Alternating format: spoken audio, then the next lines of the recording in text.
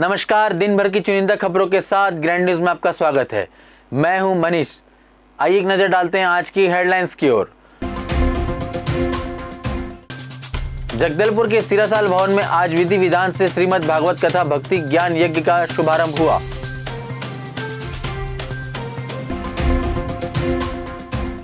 Police महानिदेशक छत्तीसगढ़ अशोक जुनेजा की अध्यक्षता में स्टेट लेवल को ऑर्डिनेशन कमेटी की उच्च स्तरीय बैठक हुई।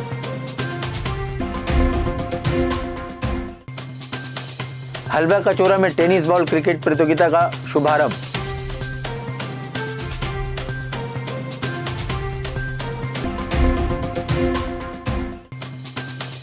और जगदलपुर में क्रिसमस की तैयारी को लेकर बाजार हुई गुलजार।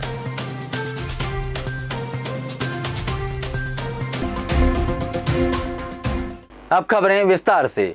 जगदलपुर के सिरासाल भवन में आज विधि विधान से श्रीमद् भगवत कथा भक्ति ज्ञान यज्ञ का शुभारंभ हुआ।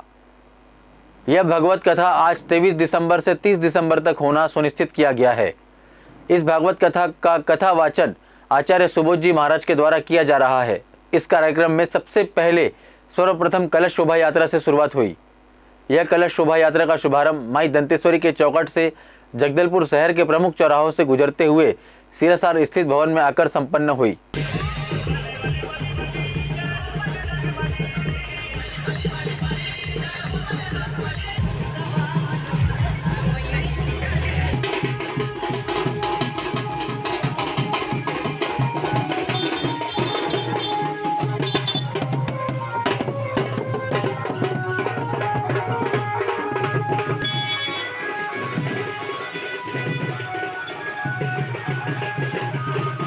उसके पश्चात कथावाचक सुबोध कांत महाराज के द्वारा श्री गणेश पूजन एवं श्रीमद् भागवत कथा का प्रसार महात्मा जी के द्वारा किया जा रहा है।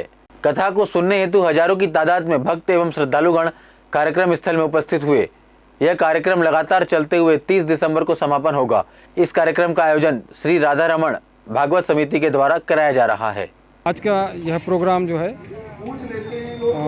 वेदी पूजा के साथ प्रारंभ हुआ और दोपहर 12 बजे से हमारी कलश शोभा यात्रा प्रारंभ हुई और शहर के विभिन्न चौक चौराहों में होते हुए यह कार्यक्रम जो है कथा स्थल पर पहुंची और 4 बजे से लगभग कथा चल रही है और प्रतिदिन जो कथा है 3 से 7 बजे तक होगी दोपहर में। हमारा ये जो आयोजन है दिव्य आयोजन श्रीमद् भागवत कथा 23 से 30 दिसंबर कथा का दिनांक है और दोपहर 3 से 7 प्रतिदिन कथा होगी। इस तारतम्य में आज प्रथम दिवस में सुबह के समय हम सभी ने मिलकर वेदी पूजा की और वेदी पूजा के माध्यम से विभिन्न सभी देवी देवताओं का आह्वान हमने किया। तत्पश्चात दोपहर में हमने भव्य और दिव्य शोभा यात्रा का आयोजन किया जिसमें महिलाएं कलश लेकर के और सभी लोग जो हैं इस दिव्य शोभा यात्रा में सम्मिलित हुए। आज बस्तर रेंज अंतर्गत जिला मुख्यालय जगदलपुर में पुलिस महानिदेशक छत्तीसगढ़ अशोक जुनेजा की अध्यक्षता में अतिरिक्त पुलिस महानिदेशक विवेकानंद, अतिरिक्त महानिदेशक सीआरपीएफ वितुल कुमार, अतिरिक्त महानिदेशक बीएसएफ अनुराग गर्ग, पुलिस महानिरीक्षक Bastar range Sundarraj P, CRPF महानिरीक्षक साकेत कुमार सिंह, आईटीबीपी महानिरीक्षक संजीव रैना, बीएसएफ महानिरीक्षक इंद्राज सिंह एवं जिला पुलिस बल व सीआरपीएफ के वरिष्ठ अधिकारी गणों की उपस्थिति में स्टेट लेवल कोऑर्डिनेशन कमेटी की उच्च स्तरीय मीटिंग पुलिस को ऑर्डिनेशन सेंटर जगदलपुर में संपन्न हुई। उक्त बैठक में बस्तर रेंज अंतर्गत वर्ष 2022 में हुए नक्सल विरोधी अभियान के संबंध में समीक्षा की गई, जिसमें सर्चिंग अभियान के दौरान हुए 62 पुलिस नक्सली मुठभेड़ में मारे गए नक्सलियों के 32 शव बरामद सहित 289 नक्सली गिरफ्तार, 60 नक्सल हथियार जब्त, 120 आईडी जब्त आदि के संबंध में विस्तार से चर्चा एवं समीक्षा की गई। वर्ष 2022 में जिस तरीके से नक्सल विरोधी अभियान में हम लोग एक रणनीति के तहत कार्रवाई करते हुए काफ़ी हद तक हम आगे बढ़ चुकी हैं, उसका क्या कुछ फीडबैक है, इस कार्य योजना में आने वाले समय के लिए क्या कुछ हमको और संशोधन करना होगा और क्या कुछ उसमें नया रणनीति के तहत आगे बढ़ना होगा, इन सब तमाम विषय पर चर्चा की गई थे। काफ़ी सकारात्मक रहा बैठक। और वर्ष 2022 की बात करेगा, प्रमुख जो कैंप्स है इन इलाका में सुकमा में जैसा पिड़मेल, डुप्पाकंटा, इल्मामुंडा, पोटकपल्ली, अन्य जो एक्टिविटीज़ है, डेवलपमेंटल एक्टिविटीज़ के अलावा जो क्षेत्र में जो सुरक्षा बल के माध्यम से जो कम्युनिटी पुलिसिंग के तहत भी जो कार्रवाई की गई थी, इससे सभी कैंप्स में एक अपने आप में एक समग्रित विकास केंद्र के रूप में काम करते हुए क्षेत्र की जनता का विश्वास अर्जित करने का काम भी किए गए थे। इन सब तमाम विषय पर चर्चा की गई थी और आगामी वर्ष 2023 के लिए किस तरह के सामने आगे बढ़ना इसमें जगदलपुर के मसीही समाज के द्वारा क्रिसमस की त्योहार हेतु परिवार के सदस्यों हेतु कपड़े की खरीदी एवं घर की सुंदरता हेतु खरीदी के लिए निकल पड़े हैं। क्रिसमस का त्योहार नजदीक आते ही दूर दराज के शहरों से मसीही समाज के लोग अपने घरों की ओर लौटने लगे हैं। शाम ढलते ही इनके घरों से कैरोल गीत की धुन सुनाई देने लगी है। मसीही समाज के युवाओं का एक बड़ा वर्ग दिल्ली, कोलकाता, गोवा, मुंबई जैसे शहरों पर रहकर नौकरी करते हैं। क्रिसमस का त्यौहार को देखकर युवक घर की ओर लौटने लगे हैं। इनके हाथों में वाद्य यंत्र देखे जा सकते हैं जो शाम ढलते ही गिटार बजाकर क्रिसमस का सेलिब्रेशन करना शुरू कर देते हैं। अधिकांश मसीही घरों में चरनी बननी शुरू हो गई है। इन दिनों बाजार में काफ़ी चहल पहल देखने को मिल रही है। यहाँ के अधिकांश फैंसी दुकानों में क्रिसमस से जुड़े वस्तुओं की बिक्री जोरों पर है। जगदलपुर के मेन रोड स्थित दुकानों में आकर्षक सांता क्लॉज की ड्रेस के साथ क्रिसमस ट्री एवं भगवान ईसा मसीह की मूर्तियाँ सजा कर रखी हुई है। सुबह शाम इन दुकानों में समाज के लोगों की भीड़ देखने को मिल रही है। बाहर से आकर गांव लौटने वाले लोग शहर की दुकानों में रुक रुक कर क्रिसमस के त्योहारों से जुड़े सामानों की खरीदी कर रहे हैं। इस बार कोरोना के साथ मतलब पिछले बार कोरोना के हिसाब से भी इस बार बिक्री थोड़ी ठीक है। क्या है, पिछले वर्ष कोरोना इतना फैला हुआ था तो लोग भी त्यौहार वार मनाने से थोड़े बच रहे थे। क्या लोग ज़्यादा मिलना जुलना था नहीं, उसके चलते लोग कम मिल रहे थे। इस बार बिक्री ज़्यादा है। हालांकि इस बार क्रिसमस ट्री हो गया, डेकोरेशन आइटम का ज़्यादा बिक्री है और प्लस जो ड्रेस और टोपी है बच्चों का इस बार धूमधाम से हर मतलब वर्ग के लोगों मनाया जा रहा है। हिंदू, मुस्लिम, क्रिश्चियन जैसा है, हर व्यक्ति के लोग इस बार ज़्यादा मना रहे हैं। हिंदू भी बहुत सही मतलब अपने बच्चों को क्रिसमस के लिए सेंटा क्लॉज ये सब बहुत ज़्यादा अधिकतर मनाया जा रहा है। टोपी हो गया, विशेष भी है वही लाइटिंग स्टार जो है आजकल ज़्यादा चल रहा है। पहले खड्डे के स्टार ज़्यादा चलते थे क्या है, पर वो उसके कारण ख़राब हो जाता था। डिपार्टमेंट स्टोर के संचालक ने बताया कि मसीही समाज के लोग इन दिनों सांता क्लॉज की ड्रेस ज़्यादा पसंद कर रहे हैं, इसलिए कई वैरायटी में सांता क्लॉज की ड्रेस मंगाई गई है। समाज के बच्चे सांता क्लॉज की ड्रेस पहनकर क्रिसमस के रोज एक दूसरे को उपहार भेंट करते हैं। उन्होंने बताया कि क्रिसमस के त्यौहार पर चॉकलेट के अलावा घरों को सजाने की टिमटिमातियां, झालर एवं घर के ऊपर लगाने वाले स्टार की भी मांग बढ़ गई है। केरल सिंगिंग 24 तारीख को होता है। रात के सभी मसीह भाई बहन घर घर जा कर के प्रार्थना करते हैं, गाना गाते हैं और दूसरों को जागृत करते हैं, ताकि ना वो लोग प्रभु में आगे बढ़े और मसीह को जान सके। क्रिसमस के दिन में लोगों को मिठाई बांटा जाता है, लंच का प्रोग्राम रहता है और गरीब भाई बहन को ना कपड़ा भी देते हैं और कंबल और किसी को शाल और अलग अलग चीज़ों के देते हैं। क्रिसमस की खरीदारी जोरों से चल रही है, चर्चों को सजाया गया है और क्रिसमस का पर्व विशेषकर उन गृहिणियों के द्वारा जो यीशु मसीह के जन्म को लेकर लोगों के बीच में जाकर इसकी सूचना दिए, उस उपलक्ष्य में विभिन्न चर्चों को सजाया जा रहा है।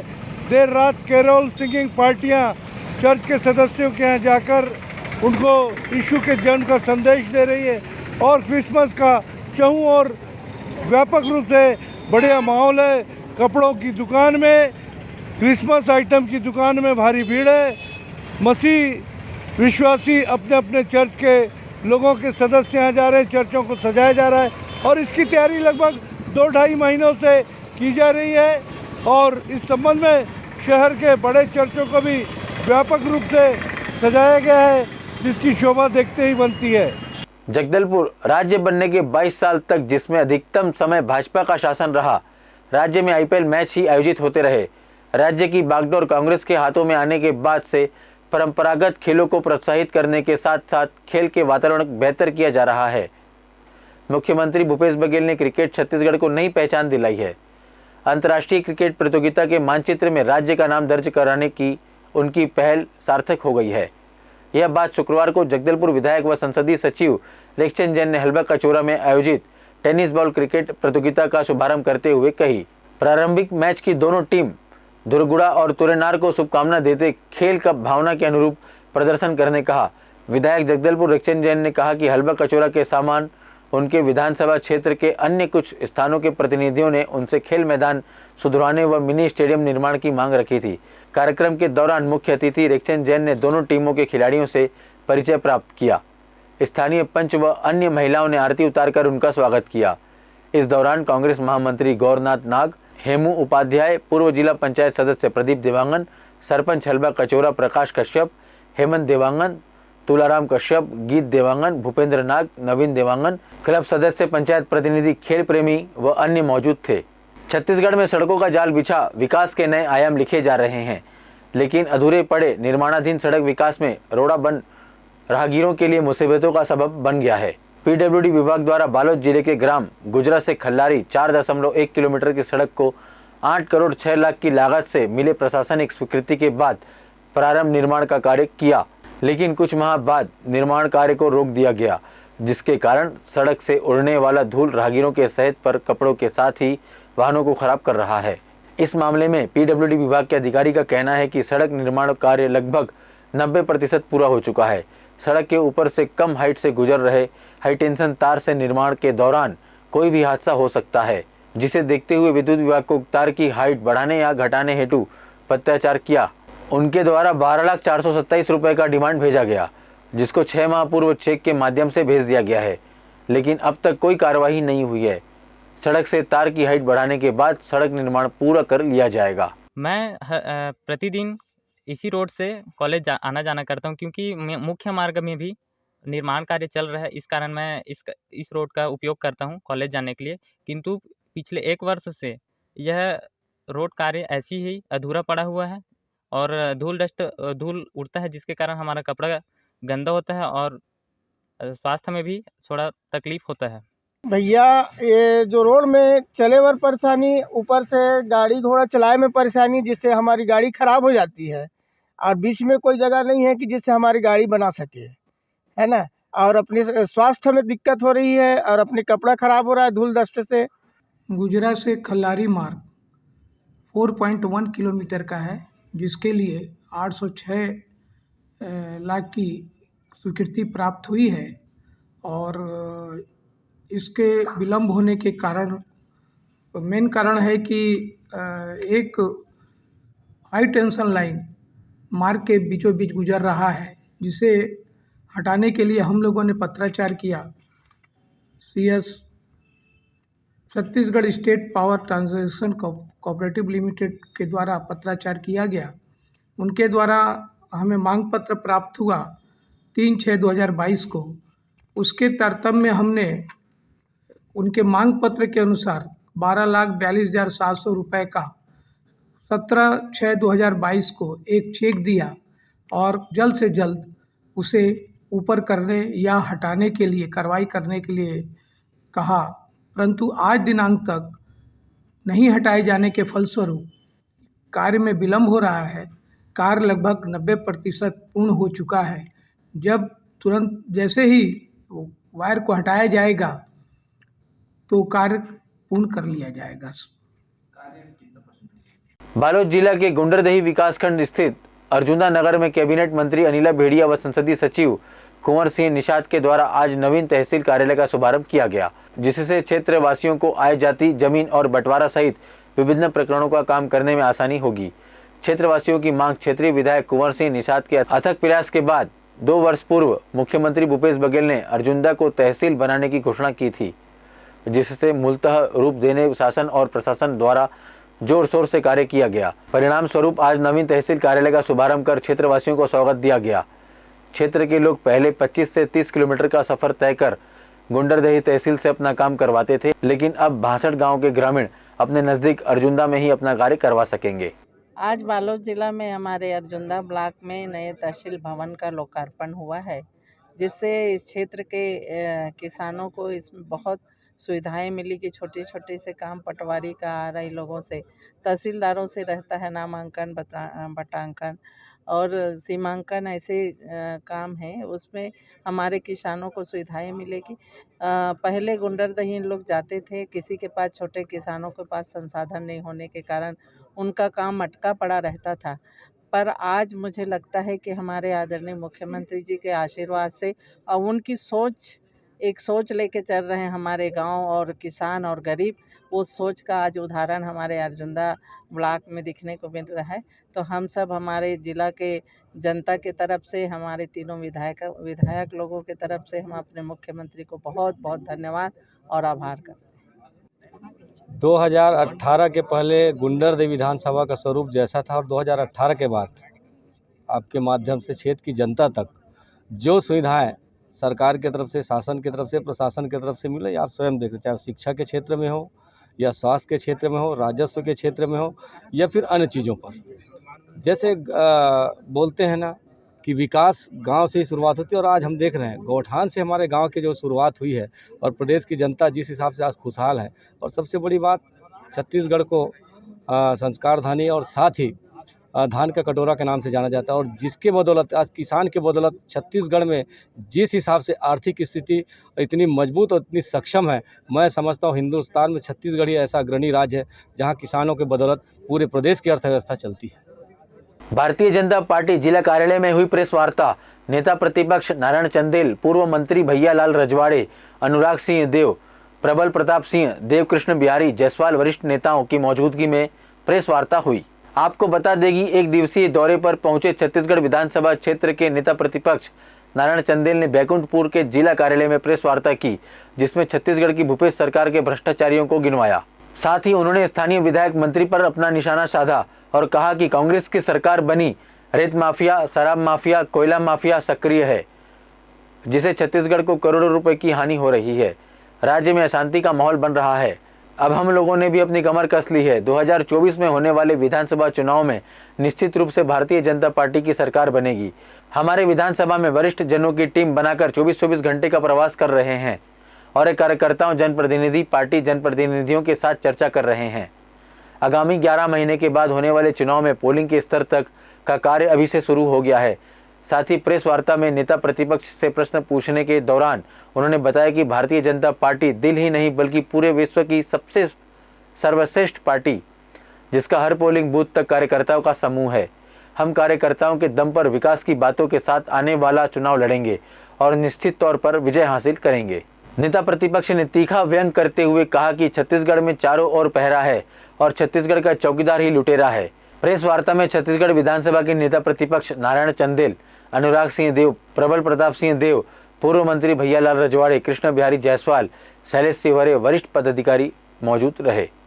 हम कोरबा लोकसभा क्षेत्र के दौरे पर निकले हुए हैं। पूरे देश में भारतीय जनता पार्टी की टोली 544 लोकसभा क्षेत्र हैं देश के अंदर में, और सभी 544 लोकसभा में हमारे वरिष्ठ नेताओं की टीम बना करके हम दौरा कर रहे हैं। छत्तीसगढ़ प्रदेश में जो दृश्य सामने आ रहा है कि छत्तीसगढ़ में जो कांग्रेस की सरकार 4 साल से चल रही है, श्री भूपेश बघेल के नेतृत्व में, इस सरकार से पूरे प्रदेश की जनता में भारी हताशा और निराशा का वातावरण हुआ है।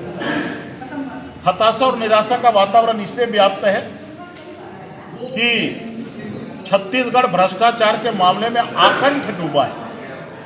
चारों तरफ भ्रष्टाचार, पैर के नाखून से लेकर के सिर के बाल तक ये छत्तीसगढ़ की सरकार भ्रष्टाचार में डूबी हुई है। छत्तीसगढ़ में अराजकता का माहौल है, छत्तीसगढ़ में हिंसा का माहौल है। पूरे प्रदेश में रोज अपराध का ग्राफ तेजी से बढ़ रहा है। चोरी, डकैती, हत्या, फिरौती, बलात्कार में छत्तीसगढ़ अब देश के पहले राज्यों में धीरे धीरे आने लगा है। छत्तीसगढ़ में यहाँ का आम नागरिक, किसान हैरान और परेशान है। छत्तीसगढ़ का बेरोजगार सड़कों पर घूम रहा है। छत्तीसगढ़ का बेरोजगार रोजगार के अभाव में आत्महत्या करने को मजबूर हो रहा है, और इसलिए छत्तीसगढ़ में चारों तरफ अशांति का वातावरण निर्मित हो रहा है। और उसके अगर कोई दोषी है तो एकमात्र भूपेश की सरकार दोषी है, कांग्रेस की सरकार दोषी है। धन्यवाद। ग्रैंड न्यूज में आज बस इतना ही। कल फिर आपसे मुलाकात होगी कुछ और खबरों के साथ। तब तक के लिए दीजिए इजाजत। नमस्कार।